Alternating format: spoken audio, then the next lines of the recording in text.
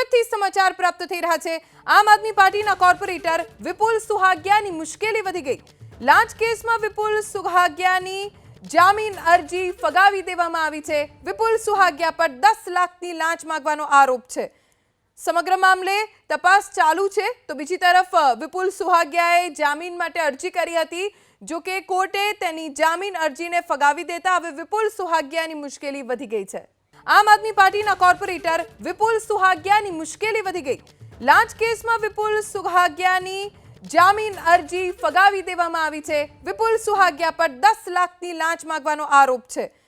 સમગ્ર મામલે તપાસ ચાલુ છે। તો બીજી તરફ વિપુલ સુહાગિયાએ જામીન માટે અરજી કરી હતી, જો કે કોર્ટે તેની જામીન અરજીને ફગાવી દેતા હવે વિપુલ સુહાગિયાની મુશ્કેલી વધી ગઈ છે। વડોદરાથી સમાચાર। વડોદરા ભાજપમાં ભડકાના સ્પષ્ટ એંધાણ વર્તાઈ રહ્યા છે। ભાજપ પ્રમુખ સતીશ નિશાળિયાની બેફામ બયાનબાજીથી મોટા વિવાદના સંકેત મળ્યા છે। જેમને ખેસ પહેરાવ્યો તેવા ભાજપના નેતા વિરુદ્ધ ઝેર ઓકવાનું નિશાળિયાએ શરૂ કર્યું। કોંગ્રેસમાંથી ભાજપમાં આવેલા નેતાઓ વિરુદ્ધ વાણીવિલાસ શરૂ કર્યો। સહકારી સંઘ અગ્રણી અજીત ઠાકોરે પ્રતિક્રિયા આપી। તેમણે કહ્યું કે સહકારી મંડળીઓમાં જૂથવાદ ચાલી રહ્યો છે। ગઈકાલે મેન્ડેટ આવે તે પહેલા ચૂંટણી મુલતવી રહી। યોગ્ય અને વફાદાર વ્યક્તિને જ મેન્ડેટ આપવું જોઈએ। જૂથવાદ બંધ નહીં થાય તો સહકારી મંડળીઓ બંધ થઈ જશે।